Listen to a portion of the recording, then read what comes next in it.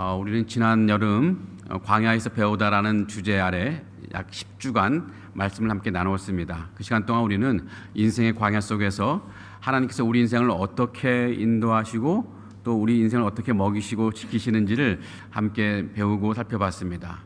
주로 삶에 대해서 우리가 살펴봤는데요. 이번 가을에는 조금 무게감 있게 좀 말씀과 신학으로 좀 들어가려고 합니다.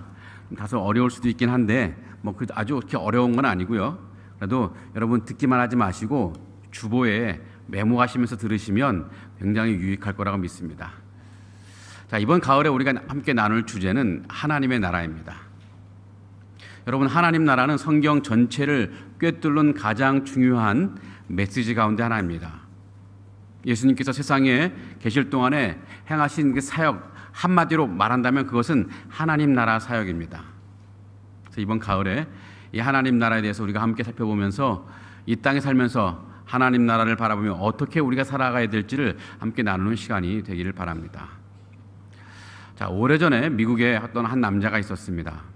그는 범죄를 저지르고 감옥에 수년 동안 투옥되어 있었는데요. 이제 오랜 형기를 마치고 드디어 이제 자유의 몸이 되었습니다. 이제 집으로 돌아가야 되는데 기대감보다는 두려운 마음, 걱정하는 마음이 더 컸습니다.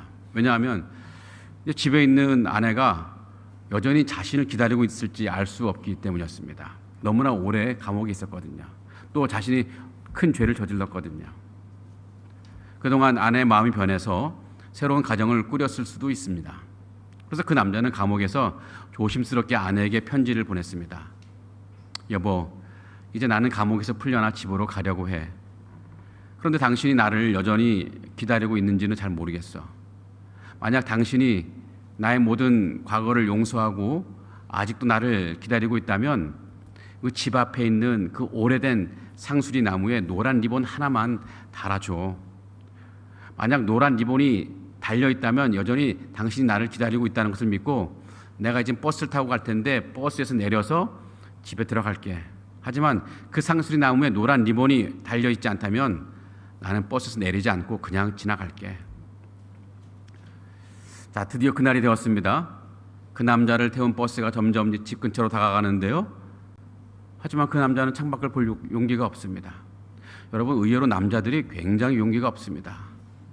굉장히 겁이 많은데 이 남자는 창밖을 바라볼 용기가 없어요. 혹시 상수리 나무에 리본이 걸려있지 않을까 해서. 걸려있지 않으면 너무 상심이 클 게 분명하거든요. 그래서 이 남자는 버스 기사에게 자신의 사정을 다 말하고 부탁을 합니다. 버스 기사님, 조금 있으면 우리 집 앞에 상수리 나무가 보일 텐데 거기에 노란 리본이 하나 달려 있는지 확인해서 알려달라고 이렇게 부탁하는데요. 자, 마침내 버스가 집 앞 근처에 다다랐습니다. 그 남자도 긴장하지만 버스 기사도 긴장하는 거예요. 사실 근데 그 버스 안에 탄 모든 사람들이 긴장해요. 다 얘기를 들었거든요. 과연 저 상수리 나무에 노란 리본이 달려 있을까? 만약 리본이 없다면 그 버스 기사는 그 남자에게 아주 슬픈 소식을 전해야 되는 거죠. 어떻게 되었을까요? 버스 기사는 상수리 나무를 보자마자 아주 흥분하며 외칩니다. 이봐요, 당신에게 기쁜 소식이 있습니다. 상수리 나무에 노란 리본 하나만 달려 있는 것이 아니라 수백 개가 달려 있습니다. 그 남자의 아내는 노란 리본 하나만 달아놓으면 혹시 남편이 보지 못할까봐 염려되어서 상수리 나무 가득 리본 수백 개를 달아놓았던 것입니다. 상수리 나무에 노란 리본 수백 개가 달려있다는 그 버스 기사의 말은 여러분, 그 남자에게는 단순한 정보의 말이 아니었습니다. 그것은 복음이었어요. 기쁜 소식이었습니다.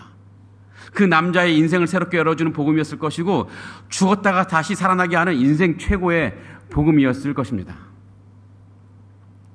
자, 그런데 그 기쁜 소식을 들은 남자와 같은 사람들이 있습니다. 바로 우리들이죠. 우리는 오래전 예수님으로부터 엄청나게 기쁜 소식을 전해 들은 사람들입니다. 그 복음으로 우리 인생이 다시 살아났고 우리에게 영원한 생명이 주어졌습니다. 오늘 말씀은 예수님께서 오늘 우리를 포함한 온 인류에게 가장 놀라운 소식, 가장 기쁜 소식을, 가장 좋은 소식을 전하는 장면이 묘사되고 있습니다. 다시 한번 본문을 보면요, 이런 말씀이 있습니다. 요한이 잡힌 후 예수께서 갈릴리에 오셔서 하나님의 복음을 전파하여 이르시되 때가 찼고 하나님의 나라가 가까웠으니 회개하고 복음을 믿으라 하시더라. 자, 예수님이 전파한 것은 하나님의 복음입니다. 하나님의 복음. 하나님의 복음은 하나님으로부터 온 기쁜 소식이라는 뜻입니다. 여러분, 사람으로부터 온 좋은 소식도 우리에게 참 기쁨을 가져다 주죠. 아들이 전해준 그에게 좋은 소식들 우리에게 큰 기쁨을 주죠.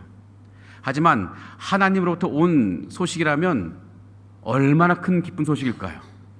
세상에서 가장 기쁜 소식이 될 것입니다. 세상에는 참 많은 기쁜 소식이 있지만 그 어떤 소식도 예수님이 전파하신 그 소식보다 더 기쁠 수가 없습니다. 오늘 그 기쁜 소식이 무엇인지 한번 함께 나누어 보려 합니다. 자, 예수님이 전하신 복음의 핵심은 뭡니까? 하나님 나라가 가까이 왔다는 것입니다. 하나님 나라가 가까이 왔다. 근데 여기서 참 우리가 가까이 왔다는 이 번역은 조금 오해의 여지가 있습니다. 마치 아직 하나님 나라가 아직 오지가 않았고 곧 온다는 말처럼 여러분 들리지 않습니까? 하나님 나라가 가까이 왔다. 자, 그런데 이 원문의 의미는 그렇지 않습니다. 이 원문의 의미를 살펴보면 문법적으로는 완료형이라고 나오는데 그 의미는 이미 이루어진 것을 말한 것입니다. 그래서 하나님 나라가 이미 와서 우리 옆에 있다는 것입니다. 이미 온 거예요. 하나님 나라는 예수님이 이 말씀을 하실 때 아직 오지 않은 것이 아니라 이미 이 땅에 왔다는 것을 예수님이 말씀하시는 것입니다. 예수님이 세상에 오실 때 그냥 혼자 오신 것이 아니라 하나님 나라와 함께 오실 것입니다. 하나님 나라의 왕으로 예수님이 오셨기 때문에요. 그러니 예수님 이후에 세상은 이 땅에 하나님 나라가 임한 세상이 된 것입니다. 자, 우리는 이렇게 중요한 하나님 나라가 이 땅에 왔다는 것이 어떤 의미가 있는지 특별히 세 가지 특징을 한번 살펴보면 좋겠는데요. 우리 그리스도인이라면 반드시 알아야 될 너무나 중요한 하나님 나라의 개념입니다. 여러분 잘 기억하시고 마음에 새기시면 좋겠습니다. 첫째로 이 하나님 나라의 본질은 통치입니다. 통치라는 거야. 우리가 흔히 나라라고 하면 이게 한국이라든지 중국, 일본, 미국처럼 국경이 있고 수도가 있고 영토가 있는 국가를 떠올리지 않습니까? 그러나 성경에서 말하는 이 하나님 나라에서 이 나라의 개념은 그런 공간적인 개념이 아닙니다. 하나님의 나라는 한마디로 말하면 하나님이 통치하시는 상태, 곧 하나님이 다스리시는 상태를 가리킵니다. 혹은 그런 시대를 가리킵니다. 하나님이 세상을 다스리는 시대. 그러게 하나님 나라가 왔다고 하는 것은 어떤 특정 지역에 가령 이스라엘 지역에 새로운 국가가 생겼다는 뜻이 아니라 하나님께서 이 세상과 우리 삶을 다스리기 시작했다는 것입니다. 그전까지 인류는 사탄의 통치 아래에 놓여 있었습니다. 여러분, 아담의 타락 이후 세상의 이 죄와 사망의 권세 아래에 놓였었고 사람들은 원하든 원치 않든 그 영향력에 붙들려 살고 있었습니다. 성경은 이렇게 세상을 지배하고 있는 사탄을 가리켜서 뭐라고 말하냐면 이 세상의 임금이라고 말하기도 하고 때로는 공중의 권세 잡은 자라고 말하기도 합니다. 예수님이 오시기 전에 이 세상은 세상의 임금 또는 공중의 권세 잡은 자인 사탄의 통치 아래에 있었다는 것입니다. 구원의 길이 꽉 막혀 있었고 하나님의 은혜가 너무나 희귀한 시대였습니다. 얼마나 불행한 시대입니까? 성도 여러분, 그런데 예수님이 세상에 오실 때 하나님 나라와 같이 오셨다고 말하고 있습니다. 하나님께서 세상의 왕으로 오셔서 이 세상과 삶을 다스리기 시작했다는 것입니다.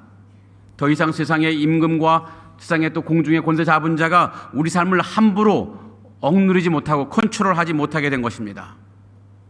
하나님 나라가 이 땅에 오면서 우리 사람에게 구원의 길이 열렸고 사람은 다시 하나님의 은혜를 누리며 사는 길이 열린 것입니다. 이렇게 하나님 나라가 왔다고 하는 것은 하나님이 우리 역사 가운데 오셔서 세상과 우리 삶의 왕이 되셨다는 의미입니다.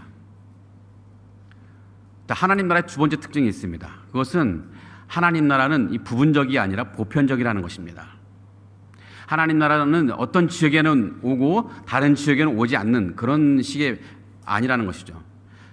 하나님의 통치는 공간적으로도 모든 세상에 임하는 것이고 또 시간적으로도 모든 시대에 미치는 것입니다. 여러분, 이 아침에 태양이 떠오르면 빛은 이 한 지역만 비추지 않죠. 여기 홍중로에만 비치는 것이 아니고 밀양구에 비치는 것이 아니고 상해만 비치는 것이 아니고 온 중국 땅, 온 세상에 빛이 비추어집니다. 여러분, 해가 떠올랐다고 하는 것은 단순한 한 지역이 아니라 온 세상에 새로운 날이 시작되었다는 뜻이죠. 마찬가지로 하나님 나라라는 하는 것은 여러분 한두 영역에만 국한된 것이 아니라 대한민국 또 모든 지역에 다 임하는데요. 대한민국에도 하나님 나라가 왔지만 저 북한 땅에도 하나님 나라가 온 것입니다. 교회 안에도 하나님 나라가 임했지만 세상에도 똑같이 하나님 나라가 임한 것입니다. 뿐만 아니라 시간적으로도 오늘도 하나님 나라가 우리 곁에 있지만 내일도 모레도 계속해서 하나님 나라는 우리 곁에 있는 것입니다. 성도 여러분, 태양빛이 온 세상을 덮는 것처럼 우리 하나님의 통치도 우리 삶의 모든 영역을 포괄하고 있습니다. 시간적으로는 내가 태어날 때부터 죽을 때까지, 공간적으로는 내가 어느 곳에 있든지, 한국에 있든지 중국에 있든지 우리는 하나님의 통치 아래에 있는 것입니다. 근데 중요한 것은요, 우리를 통치하시는 그 하나님은 너무나 선하신 분이라는 거예요.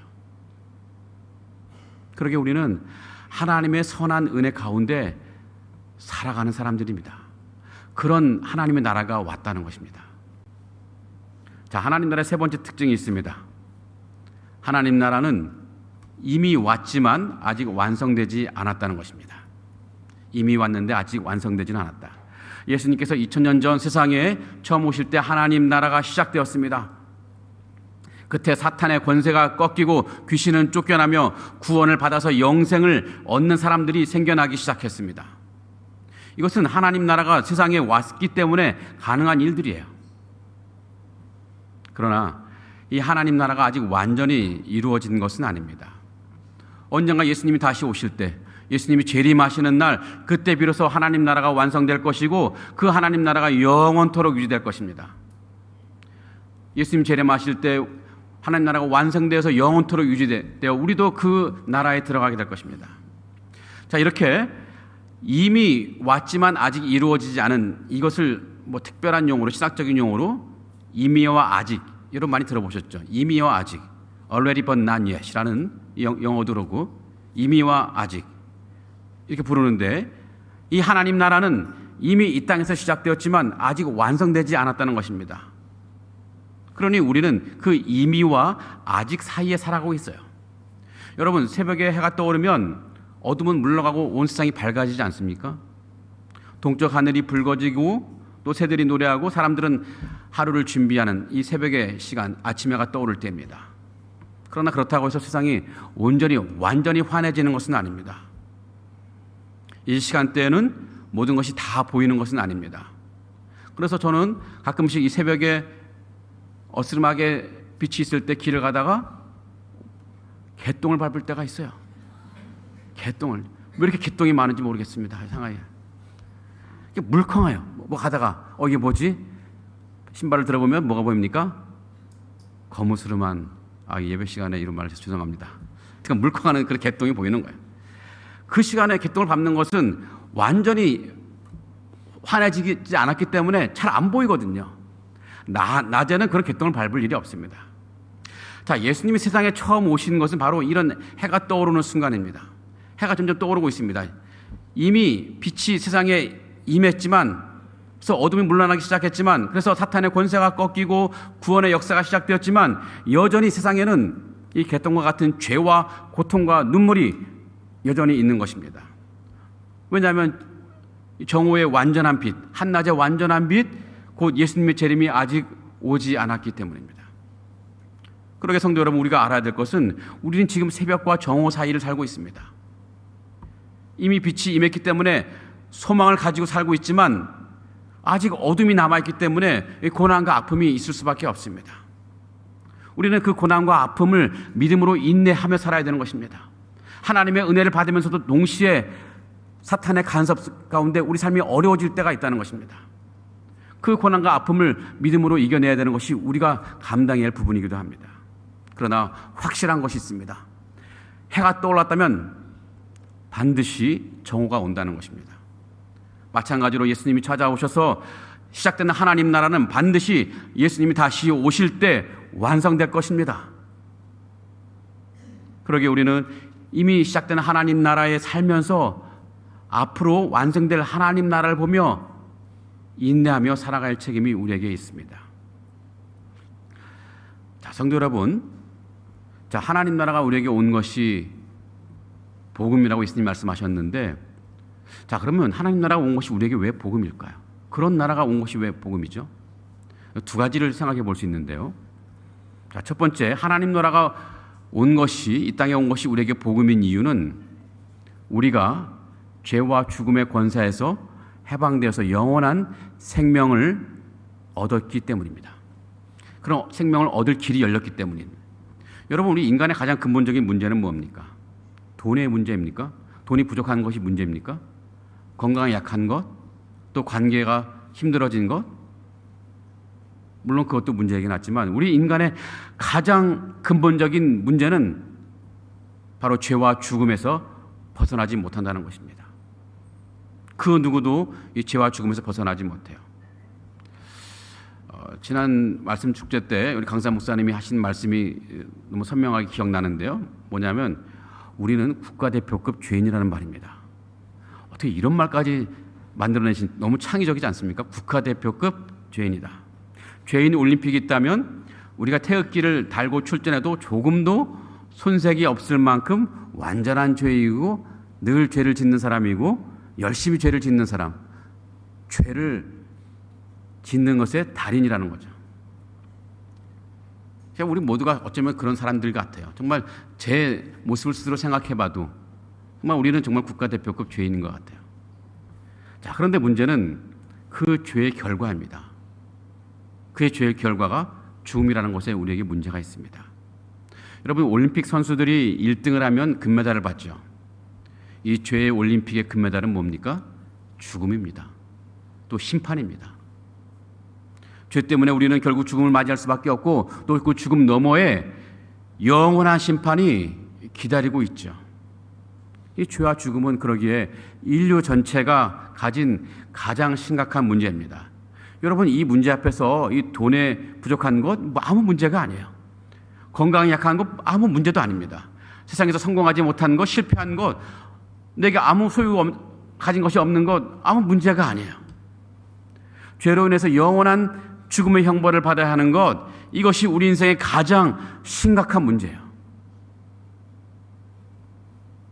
성도 여러분, 그러나 우리의 죄와 죽음이 문제가 해결될 길이 열렸습니다. 예수님이 십자가에서 우리 죄값을 대신 짊어지시고 피 흘려 죽으심으로 인해서 우리의 죄값을 다 치르셨는데, 그래서 우리의 죄 문제를 해결해 주실 길이 열린 것입니다. 또 주님은 죽으신 지 3일 만에 다시 살아나셔서 죽음을 완전히 무너뜨리셨어요. 그래서 우리 역시 죽음을 넘어서 영원히 살 수 있는 길이 우리 앞에 열려 있습니다. 그러니까 죽음의 문제도 해결해 주셨죠. 그러기에 이 하나님 나라가 옴으로 인해서 우리가 죄와 죽음에서 해방되고 영원한 생명을 얻을 수 있는 길이 열렸는데, 그러기에 하나님 나라가 왔다는 소식은 우리 인생에게 너무나 기쁜 소식이라는 것입니다. 자, 두 번째요. 하나님 나라가 온 것이 우리에게 복음인 까닭은 하나님과의 관계가 회복되기 때문입니다. 중요한 문제인데요. 성도 여러분, 우리 인간의 마음속에는요, 누구에게나 설명하기 어려운 이 공허함이 있어요. 공허함. 돈을 많이 벌어도 우리 안에 공허함이 있습니다. 성공을 해도 공허함이 있습니다. 재미있는 일을 많이 해도 해결되지 않는 공허함이 있습니다. 실컷 좋은 시간, 행복한 시간을 보냈는데 그 끝에 보니까 내 마음에 공허함이 있는 거예요. 이게 뭐지? 내 마음을 찾아오는 이 공허함. 아무리 부유하게 살아도, 아무리 큰 업적을 쌓는다 할지라도, 아무리 선하게 살았다 할지라도 인생의 한가운데는 여전히 그 허전함이 있습니다. 이것은 누구에게나 있어요. 다만 이것을 인정하지 못하느냐, 이것을 다만 깨닫느냐 깨닫지 못하느냐의 차이일 뿐 누구에게나 찾아오는 공허함이 있습니다. 허전함이 있어요. 그래서 사람들은 그 공허함을 채우기 위해서 뭘 합니까? 돈을 엄청나게 벌려고 애를 쓰고 명예를 추구하기도 하고 즐거움과 쾌락을 추구하기도 합니다. 하지만 잠시뿐이죠. 아무리 가져도, 아무리 누려도 마음 가운데 있는 그 빈자리는 채워지지 않습니다. 왜냐하면 그 빈자리는 하나님만이 채울 수 있는 자리이기 때문입니다. 제가 여러 번 말씀드렸지만 이 철학자 파스칼이 말한 적이 있죠. 인간의 마음속에는 하나님만 채울 수 있는 빈 공간이 있다. 그 어떤 것도 채울 수 없는 빈 공간, 오직 하나님만 채울 수 있는 그 빈 공간이 우리 마음속에 있다는 거예요. 자, 그러면 왜 하나님만 채울 수 있는 공간이 왜 비어 있을까요? 그래서 왜 사람들은 그 허전함을 느낄까요? 그것은 죄로 인해서 하나님과의 관계가 끊어졌기 때문입니다. 하나님은 우리를 지으실 때 하나님과 교제하며 살도록 하셨습니다. 그래서 우리 마음속에 그 공간에 하나님이 은혜로 채워주시고 수많은 의미와 가치로 채워주셔서 우리로 하여금 만족하며 살게 하셨습니다. 그런데 우리가 하나님을 떠나서 스스로 우리 삶의 주인이 되고 우리 삶의 왕이 되려고 했을 때 그 관계가 끊어져 버린 것입니다. 그 결과로 우리는 방향을 잃어버렸습니다. 방황합니다. 늘 목마름 속에 헤매입니다. 무엇을 해도 이 목마름을 해결할 길이 없습니다. 하지만 성도 여러분, 기쁜 소식이 있습니다. 예수님께서 십자가에서 죽으심으로 하나님과 우리 사이를 가로막고 있던 그 죄의 담을 허물어 버리신 거예요. 하나님 나라가 왔다고 하는 것은 하나님과 우리 인간 사이에 교제할 수 있는 그 길이 열렸다는 것입니다. 이제 하나님께 우리가 나아가서 기도할 수가 있는 것이고 그분의 응답을 들을 수 있는 길이 열린 것이고 하나님의 임재 속에서 진정한 평안과 기쁨을 누릴 수 있는 길이 열린 거예요. 우리 삶에 채워지지 않는 그 빈 공간에 하나님께서 채워줄 수 있는 의미와 가치로 채워줄 수 있는 그 길이 열렸다는 것입니다. 이것이 복음입니다. 인생의 가장 깊은 공허함을 메워주시는 하나님, 깨어진 관계를 다시 이어주시는 하나님이 계시기에 우리의 인생은 더 이상 빈 공간이 없이 의미와 가치로 충만한 인생이 될 수 있습니다. 그러기에 하나님 나라가 왔다는 것은 우리에게 복음인 것입니다. 성도 여러분, 하나님 나라가 이 땅에 이미 왔습니다. 복음, 곧 기쁜 소식입니다. 하지만 그것이 곧바로 내 인생의 복음이 되는 것은 아닙니다. 제가 계속 말씀드렸지만 길이 열렸다는 것이지 우리가 그걸 다 얻었다는 것은 아닙니다. 하나님 나라가 온 것은 우리에게 그 많은 것을 얻을 수 있는 길이 열린 것입니다. 이제 하나님 나라가 온 것이 나의 복음이 되려면 내가 그 복음에 반응해야 합니다. 그래서 예수님은 말씀하시죠. 오늘 본문 말씀 보면은 회개하고 복음을 믿으라고 마지막 말씀을 하시는데요. 회개하고 복음을 믿을 때 그 하나님의 복음이 바로 우리의 복음이 되는 것입니다. 두 가지입니다. 회개하고 복음을 믿으라는 것입니다. 먼저 회개라는 말씀을 생각해 보겠습니다. 여러분, 회개라는 것은요, 단순히 죄를 뉘우치거나 잘못을 고백하는 것이 아닙니다. 회개는 삶의 근본적인 방향을 하나님께로 돌이키는 것입니다. 우리는 지금 많은 인생들은 세상으로 향해 나가고 있습니다. 내 뜻대로, 내 삶의 방식대로 세상을 막 달려가고 있어요. 회개라고 하는 것은 그 삶의 방향을 하나님께로 옮기는 것입니다. 여러분, 가령 차를 운전하다가 길을 잘못 들면 내비게이션이 어떻게 반응하죠? 새로운 길을 다시 알려주면서 다른 길로 가라고 이렇게 방향을 바꾸라고 말해주죠. 그래서 제대로 된 사람들은 이 방향을 바꾸어 갑니다. 회개라는 게 바로 그런 거예요. 내가 잘못된 길을 가고 있다는 것을 인정하고 다시 하나님의 길로 방향을 바꾸는 것입니다. 우리가 돌이켜야 할 잘못된 길, 우리가 가던 길은 어떤 길이었습니까? 그것은 바로 하나님 없이 살던 옛 삶의 방식입니다. 우리는 마치 스스로 우리 인생의 주인인 것처럼 살아왔습니다. 내 생각과 내 감정과 내 욕망이 기준이 되었습니다. 돈이나 명예나 성공, 즐거움 같은 것이 내 삶의 목표가 되었습니다. 아무리 하나님 뜻이 무엇인지 안다 할지라도 중요한 것은 내 생각과 내 감정이에요. 하나님 뜻이 있다 할지라도 나는 내 감정에 충실할 거야. 하나님이 이것이 귀하다고 하는데 나는 돈이 더 귀해. 내 삶이 더 귀해 하면서 하나님은 뒷전이고 내 원하는 방식으로 가는 이런 것이 바로 옛 삶의 방식입니다.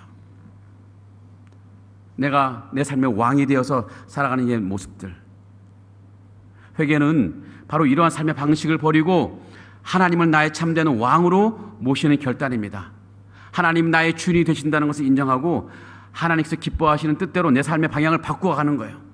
내 욕심이 있다 할지라도 내려놓고 주님 뜻을 따라가는 것입니다. 내가 저것이 탐난다 할지라도 저걸 내려놓고 주님이 인도하시는 길로 가는 것입니다. 물론 쉬운 일이 아니죠. 어렵습니다. 저도 많이 어려움을 느껴요. 여러분, 우리가 지금까지 붙들고 살아온 이 길들을 버린다는 것 정말 어려운 일이고 두려운 일입니다. 이 오랫동안 굳어진 내 습관 이 바꾼다는 것은 여러분 절대로 우리 힘만으로는 안 돼요. 마음에는 원이로되 육신이 약해서 안 돼요.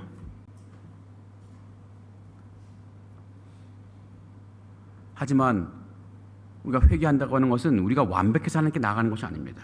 그러니까 하나님께 솔직해질 필요가 있어요. 하나님께 도움을 구할 필요가 있습니다. 하나님, 제 힘으로는 돌이킬 수가 없습니다. 제가 아무리 노력해봐도 제 힘으로는 어쩔 수가 없습니다.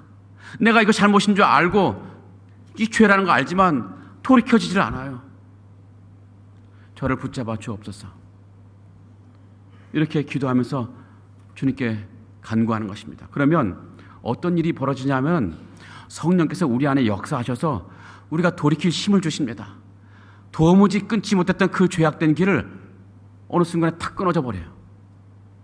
여러분, 술, 담배 끊는 것이 어려운 사람도 어떤 사람은 아주 순간에 끊어져 버리는 경우가 있습니다. 아주 큰 충격을 받아서 끊어져 버린 경우 있는데, 그런 것처럼 죄로 향하던 우리의 삶의 길, 내 고집대로 향하던 삶의 그 방식이 어느 순간에 확 끊어져 버리고 하나님 기뻐하신 삶의 길로 나가게 되는데, 그것이 바로 성령의 역사입니다. 우리가 하나님께 간구할 때 성령은 기적을 행하시는 거예요. 우리 삶에. 그런 사람 보지 않았습니까? 저 사람은 절대 바뀌어질 사람이 아닌데 어느 순간에 바뀌어 버렸어요. 내 남편, 내 아내, 야, 저 사람은 내가 예수님이 재림하실 때까지 안 바뀔 거야 라고 생각했는데 어느 순간 바뀌어져 있어요. 성령께서 하시면 못하실 일이 없습니다.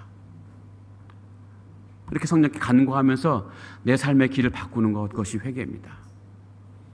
여러분, 주님 앞에 고백해 보시기 바랍니다. 주님, 제가 제 길을 돌이키겠습니다. 제 삶의 방향을 주님께로 맡기겠습니다. 성령께서 역사하셔서 제 마음을 붙잡아 주시고 제 굳은 마음을 녹여주시고 제 옛 삶의 방식을 내려놓게 하시고 주님의 길을 따라가게 하옵소서. 이런 고백, 이런 회개의 고백이 하나님 나라의 복음이 내 삶의 복음이 되는 첫걸음이 되는 것입니다. 두 번째로, 예수님은 복음을 믿으라고 말씀하셨습니다. 여러분, 믿음이라고 하는 것은 단순한 머리로 동의하는 것이 아닙니다. 지적으로 동의하는 것에 불과한 것이 아닙니다. 가장 근본적인 것은요, 예수 그리스도가 나의 구원자이시고 나의 참된 왕이라는 것을 인정하는 것입니다. 그래서 내 인생을 주님께 맡겨드리는 거예요. 더 이상 내 마음대로 사는 것이 아니라 주님이 내 삶을 인도하실 것을 믿고 맡기는 거예요. 믿지 않으면 맡길 수가 없죠. 여러분, 지금 우리가 타고 있는 배가 있는데 그 배가 지금 침몰해 본다고 생각해 보시기 바랍니다. 사실 우리가 탄 인생의 배는 늘 침몰하고 있습니다. 근데 우리가 그대로 있으면 어떻게 됩니까? 다 물에 빠져 죽게 되는 거죠. 그런데 바로 그때 구형 보트가 다가왔고 그 보트 타고 있는 구조대원이 우리에게 말합니다. 여러분, 그 배는 침몰합니다. 이제 그 보트에서 내려서 이 보트에 타세요. 자, 믿음이란 뭡니까? 믿음이란, 와, 그 좋은 보트네요. 배를 타면 안전할 것 같네요 라고 말하는 것이 아니라 자기가 타고 있는 배에서 내려서 그 금형 보트에 타는 것입니다. 믿음이란 그 보트에 몸을 실는 거예요. 예수님을 믿는다고 하는 것은 더 이상 내 삶의 길에서 떠나서 그분께 삶을 맡기는 거예요. 내 힘으로 살려고 했던 그 모든 시도들을 다 내려놓고 주님께 맡기는 것입니다. 하나님, 내 삶을 주님께 맡겨드리니 주님 알아서 하옵소서. 하지만 역시 이게 쉬운 일이 아니죠. 왜냐하면 우리는 평생 내 힘과 내 지혜와 내 계획을 붙들고 살아왔거든요. 마치 파워 제이처럼 완벽하게 계획을 세워서 이렇게 하고 이렇게 하고 이렇게 하고, 이것이 아닌 사람들이, 불안한 사람들이 있죠. 그러다 보니까 너무 스트레스 받는 거예요. 늘 자신의 인생 자기가 꾸려가야 돼요. 누군가를 믿지 못해. 돈이 없으면 불안해. 계획이 세워지지 않으면 불안해. 주님께 내 인생을 맡겨두는 것이 쉽지가 않은데, 왜냐하면 내 평생 내 힘과 내 지혜로 내 계획을 붙들며 살아왔기 때문에요. 내 삶의 주도권을 내려놓는 것이 참 어려운 일이죠. 두려운 일입니다. 하지만 우리가 내 삶의 주도권을 주님께 내어드릴 때 그 순간에 복음의 능력이 드러나는 거예요. 내가 붙들고 있는 것을 내려놓을 때 우리에겐 새로운 삶의 길이 활짝 열리는 것입니다. 그럼 믿음이라고 하는 것은 그 믿음의 짐을 새로 우리가 지는 것이 아니라 우리의 무거운 인생의 짐을 주님께 맡기는 거거든요. 내가 쥐고 있을 때는 불안과 염려가 내 가슴에 떠나지 않았지만, 그러나 주님께 맡기는 순간에는 그분이 책임지시기 때문에 더 이상 불안과 염려가 없어요. 저는 좀 확실히 솔직하게 말씀드리는데, 저는 앞으로 인생에 대해서 불안하지 않습니다. 제가 뭐 은퇴하고 뭐 돈이 있는 것도 아니고 아무것도 없지만 아무것도 걱정하지 않습니다. 하나님께서 분명히 내 삶을 선하게 인도하실 것을 내가 믿기 때문에요. 성도 여러분, 여러분의 마음을 한번 살펴보시기 바랍니다. 혹시 여전히 내가 꽉 쥐고 있는 것이 있습니까?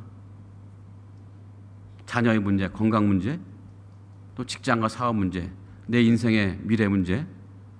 하나님, 이건 내가 알아서 할게요. 하나님, 이거 신경 안 쓰셔도 됩니다. 하나님 피곤하시잖아요. 내가 이거 알아서 할게요. 그래서 내 맘대로, 내 고집대로 하나님이 기뻐하지 않는 건지 알면서도 그냥 내 생각대로 붙들고 있으니 너무 무겁고 이게 불안한 것입니다. 그럴 것이 아닙니다. 이 시간 함께 고백하면 좋겠습니다. 주님, 제 인생의 왕은 제가 아니라 바로 주님이십니다. 그러니 제 미래도, 제 가정도, 제 일도, 직장도, 제 생명도 주님의 손에 있습니다. 나는 비록 지금 아무것도 없지만, 모든 것이 실패인 것 같지만 주님 손에 내 인생이 달려 있습니다. 주님께 모든 것을 맡겨드립니다. 이런 고백 속에 살아간다면 우리는 하나님의 백성으로 살아갈 수가 있는 거죠. 그래서 우리에게 주어지고자 하는 그 많은 엄청난 복을 다 누릴 수 있다는 것입니다. 성도 여러분, 자, 예수님은 때가 찼고 하나님 나라가 가까워왔으니 회개하고 복음을 믿으라고 우리에게 말씀하십니다. 이 말씀은요, 2000년 전 갈릴리에서 하신 말씀이지만 여전히 오늘 이 자리에 우리 각 사람에게 향하신 주님의 귀한 복음의 말씀입니다. 여러분, 하나님 나라는 임했습니다. 지금 우리 안에 있습니다. 우리에게 있습니다. 그것이 정말 우리 인생의 가장 기쁜 소식인데, 하지만 그 복음이 내 삶의 복음이 되려면 우리가 반응해야 한다고 말씀드렸습니다. 감사하게도 우리는 이미 그 복음에 반응한 사람들입니다. 우리는 삶의 방향을 이미 하나님께 돌이킨 사람들이고 예수 그리스도를 믿어서 하나님 나라의 백성이 된 사람들입니다. 그래서 우리는 이 죄와 죽음에서 자유를 얻어 영원한 생명을 얻은 사람들이고, 또 하나님과의 관계에서도 회복돼서 하나님의 은혜 가운데 우리 삶은 의미와 가치로 충만합니다. 우리가 가진 것이 없어도, 우리가 누리는 것이 없어도 별 중요하지 않습니다. 우리는 하나님께서 채워주시는 그 의미와 가치로 우리 인생이 충만해지고, 또 우리는 영원한 생명으로 갈 것이기 때문에. 하지만 우리가 여기서 멈출 것은 아닌 것 같습니다. 우리는 하나님의 다스림 안에서 더 풍성한 삶을 살아가야 할 것입니다. 오늘 이 말씀 앞에서 다시 한번 결단하면 좋겠습니다. 하나님, 진정으로 주님이 나의 왕이 되시기 원합니다. 진정으로 내 삶을 주님께 맡겨드리기 원합니다.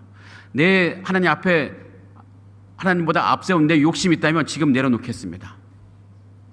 내 힘으로 쥐고 있던 내 삶의 모든 것들 주님 손에 맡겨드립니다.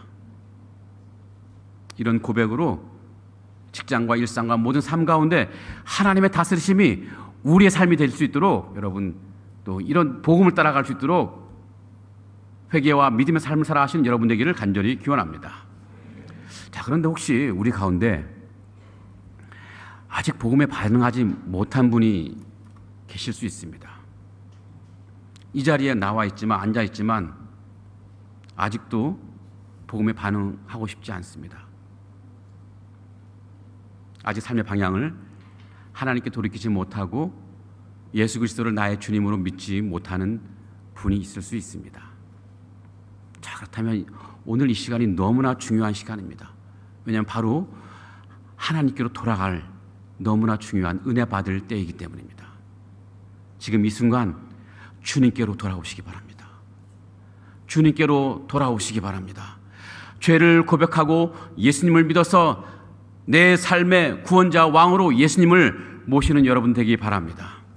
그때 하나님 나라는 나의 복음이 될 것이고 내 인생을 새롭게 하는 놀라운 능력이 될 것입니다. 성도 여러분, 하나님 나라의 길은 결코 우리에게 큰 무거운 짐이 아닙니다. 하나님 나라로 삶을 살아가는 것은 고통이 아니라 오히려 참된 자유와 평안, 영원한 생명으로 들어가는 복된 길입니다. 그러기에 이 자리에 주님의 음성에 들려올 때 응답하시기 바랍니다. 회개하고 복음을 믿으라. 회개하고 복음을 믿으라는 이 하나님 주님의 말씀에 응답해서 하나님 나라의 풍성한 복을 다 누리시는 여러분 되기를 주님의 이름으로 축원합니다. 아멘. 능력이 무한하신 하나님, 우리에게 복음을 주신 하나님, 오늘 우리에게 때가 찼고 하나님 나라가 가까웠으니 회개하고 복음을 믿으라는 주님의 음성을 들려주셔서 감사를 드립니다. 이 복음은 우리를 죄와 죽음의 권세로부터 해방시켜서 우리에게 영원한 생명을 주시고 또 깨어졌던 주님과의 관계가 회복되어 우리 삶을 의미와 가치로 충만하게 할 줄 믿습니다. 이제 우리가 이 복음을 듣고 우리가 하나님 나라 백성으로 합당하게 살게 하여 주시옵소서. 우리의 삶의 방향을 주님께로 온전히 돌이켜 주님의 기뻐하시는 삶, 주님의 다스리심이 드러나는 삶을 살게 하여 주시옵소서. 옛사람의 욕심과 습관을 벗어버리고 오직 주님의 뜻을 따르는 새 사람으로 날마다 변화되게 도와주시옵소서. 하나님 또 간절히 빌고 원하옵기는 우리 삶의 모든 영역을 다스리시는 하나님을 이제 확실히 믿고 신뢰합니다. 하나님의 우리의 두려움과 염려, 우리의 미래와 계획, 우리의 가정과 직장과 모든 일들을 두려워하지 않고 염려하지 않고 이제 주님 손에 온전히 맡겨드리게 하여 주시옵소서. 우리 힘으로 붙들려 할 때 오는 이 모든 불안과 두려움 이제 다 내려놓습니다. 주님이 책임지실 줄 믿고 주님의 평안 줄 줄 믿고 주님께 맡겨드립니다. 주님만이 우리의 참된 왕이심을 고백하오니 주님 뜻대로 우리를 선하게 인도하여 주시옵소서. 하나님, 우리 교회를 하나님 손에 맡겨드립니다. 우리 교회를 하나님 나라의 증인으로 세워 주시옵소서. 그리하여 우리로 인해서 아직 주님을 알지 못하는 수많은 영혼들이 복음을 듣고 주님께 나와 구원을 받게 하여 주시옵소서. 오늘 들은 말씀대로 살아갈 수 있도록 성령께서 우리를 붙들어 주시고 하나님 나라 백성답게 믿음과 순종으로 살아갈 수 있는 우리가 될 수 있도록 힘과 능력을 더하여 주시옵소서. 예수 그리스도의 이름으로 간절히 기도합나이다. 아멘. 이제는 우리를 죄와 죽음에서 건져내시고 영원한 생명의 길로 인도하시는 우리 주 예수 그리스도의 은혜와 우리를 자녀 삼아 주시고 하나님 나라의 백성으로 불러주신 하나님의 크신 사랑과 오늘도 우리 안에 거하시며 회개와 믿음으로 살아가도록 우리를 붙들어 주시는 성령님의 교통하심이 하나님 나라의 복음을 듣고 회개와 믿음으로 반응하며 삶의 모든 영역에서 하나님의 통치를 고백하며 하나님께 모든 삶을 맡겨드리고 그래서 영원한 생명의 소망을 누리며 살아가기로 다짐하는 상하이 하느님께 모든 성도들 머리 위에 지금부터 영원토록 함께 하실지어다. 아멘.